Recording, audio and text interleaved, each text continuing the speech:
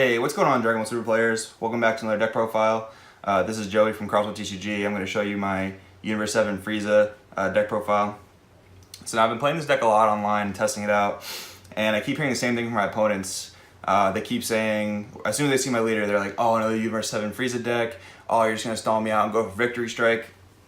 And while I know that deck is very, very popular right now, and that deck is also pretty strong, especially because you can swing for 5 critical. That's pretty insane, but I feel like the deck has a really bad matchup to Veggies.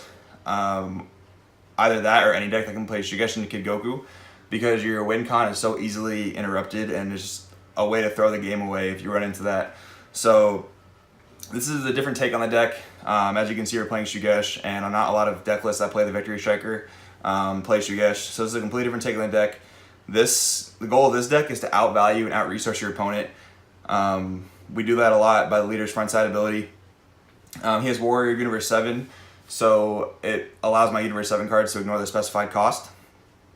His other ability, discard a Universe 7 card, draw 2, and when he awakens at 4 life, he untaps 2 energy. This is becoming a lot more of a popular awakening ability on these leaders. I know when set 3 first came out, people really weren't huge fans of that because it didn't give you advantage, but a leader like this, they gain so much advantage on the front side without having to attack. That untap 2 ability can just really be a huge tempo swing when you're ready to awaken. On the flip side, he still keeps Warrior Universe 7. He still has the ability to discard, draw 2, and when he does that, he can rest an opponent's battle card, which is actually really good because you can kill a threat more easily, or you can just mitigate your opponent's combo potential when you're going for game. So now that we have the leader ability out of the way, we'll get into the deck profile. So unlike a lot of the Victory Striker deck profiles, we are playing for Shigeshi. We're playing a yellow leader, and this is the best yellow super combo in the game, so we're playing it. The thing we're doing with this deck is we're playing a lot of 3-drop Saiyans that have barrier, and that's something that Veggies can't really deal with easily because they just can't, Shigeshi and Kale blow them up, or Broly blow them up, things like that. So we're putting out a board that's going to stay there until we're ready to let it go via us attacking with our barrier cards, and this is going to allow us to play with like 12 more energy in a turn than we should be able to play with. And when you're playing a yellow deck with Shigeshi, you got to play the Explosive Spirit Son Gokus. This card massacres Victory Strike, the Victory Strike boy, and he's just a super valuable card. Blocker, you can attack with him, he'll restand at the end of the turn, blow up anything rested, great defensive card. Next up we're playing for Master Roshi. This deck is slower, so it does want to survive, so you'll notice like the first 3 turns, you'll want to leave energy open in order to stave off your opponent's bigger attacks, especially if you're playing something like Mass Saiyan. So this is a great negate for the deck. It's also discard fodder for our leader, so we play it. Then we're playing 3 of the full power Spirit Bomb Son Goku. In this deck, this is basically our turn on button. So when you play him, you untap an energy, draw a card, so you're getting some energy manipulation there, and then you can rip 2 life to let him gain 1,000 attack, and that's not much per turn. So if they stalled you at 8, rip 4 cards, he'll go up to 45k. It'll be a huge pressure, and you'll awaken. It'll turn on your Shigeshi. It'll allow you to untap 2 more energy, so you'll be playing with 3 more energy. This card is basically our turn on button, so we play him at 3. Then we're also playing the Frieza package. So we're playing the Cold Hearted Strike Frieza. I really love cards in this game that allow you to tap down your opponent's cards, and the fact that this can ignore barrier is so strong. The dual attack's also really good for helping you clear threats on the board after you rest them, or going for game if they're at low life. So I really like this card, and of course it's discard fodder for our leader. And then we're playing 3 of the Frieza Emperor of Universe 7. A lot of people are really happy with this card, really like it for the pressure it adds on. I'm also a fan of that. I don't quite understand playing it in the Victory Strike decks because it seems like you're kind of playing 2 different win conditions that really require a lot of resources and a lot of setup put into each one. So I like this deck focusing on this for the aggro matchups where they take their own lives a lot to do things. You just put additional pressure on them, and it's a triple striker, so it's just incredible at going for game. And then we're also playing 2 of the Agony of Hell Friezas. This card allows us to grind because we can discard our Friezas early on and not worry about never seeing them again. So on a turn where we're ready to awaken, we can play this card for 2, grab a Frieza back, untap 2, and then just keep playing from there. So this card allows us to grind really well. Now on to the blue engine. This is mostly a blue-yellow deck. We're playing 4 Ready to Fight Son Goku. This card is our typical turn 1 play. It allows us to get a lot of the cards I just showed you in the yellow part of the deck, and it'll also allow us to get some of the blue cards of the deck as well.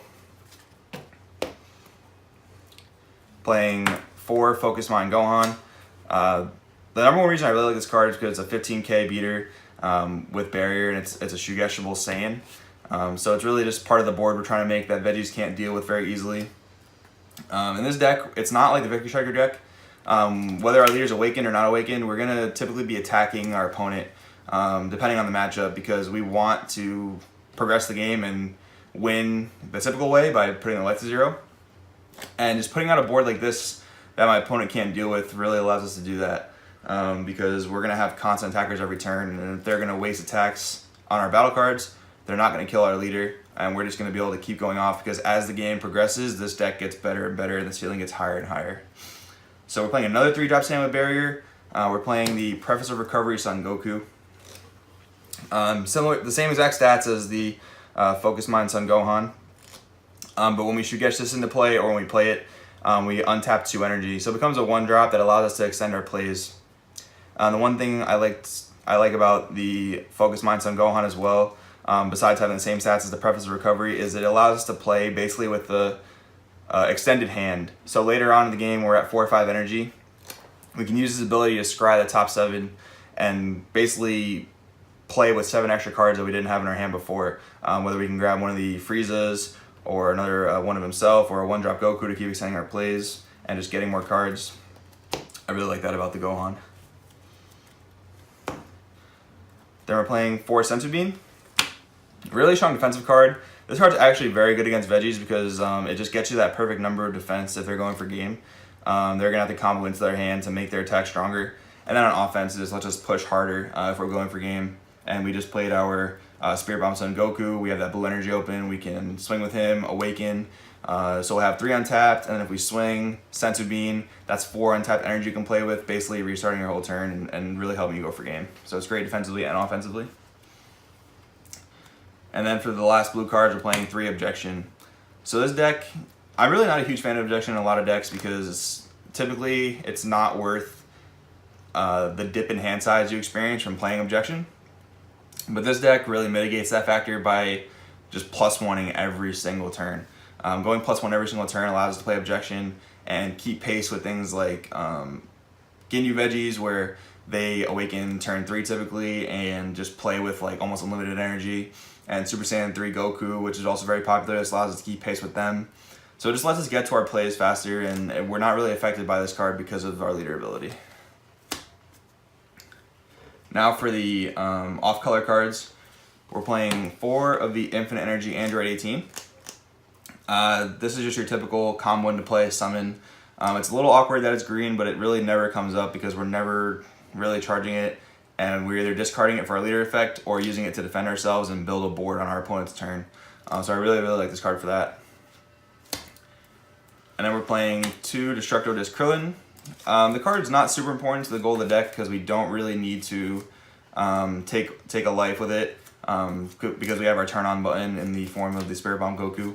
But this card is strong against Veggies, and like I said, when we're playing with our extended hand with our Focus Mind Gohan, we can dig for this card, and if we need it to clear things like Kabbas or Cauliflas, it's there to do that for us when we need it. And you draw so much in this deck that you're bound to see it, whether you're drawing into it or digging for 7 with your Gohan ability. And then for the black cards in the deck, we are playing 3 Masked Saiyan. I feel like this, along with the Krillins and all the amount of barrier in the deck, gives this particular version of U7 Frieza a very strong Veggie matchup. So I really like this card in the main deck because I think it's a good meta call. And it's also just additional double strike pressure going for game because we're not really going to stall out our opponent. We're going to be putting pressure on them and putting them in lethal range, whether that's 3 or 2 life. So having more double strikers in the deck is always a good thing because it just allows us to push for game and clear board. So guys, that's the U7 Frieza deck profile. I really think this deck is strong going forward. Like I said, I think it has a very good Veggie matchup. I've had a lot of success against Veggies online. I've also seen a lot of not Mecha Apes, Super Saiyan 3 Apes on Untapped, so this deck can also fight them because it does ignore barrier in the form of the Cold Hearted Strike Frieza. It has a lot of good matchups overall because it's really hard to deal with the board that I put up, and I have a lot of cards that allow me to extend my plays, especially when I'm ready to go for game. So that's the deck profile. Please let me know if you have any comments, concerns, questions, thoughts on it in the comments below. I really, really enjoy hearing what you guys have to say about my ideas and discussing with you guys about anything you guys might think differently about the deck. So with that being said, this has been Joey from CrossFit TCG, and we'll see you next time.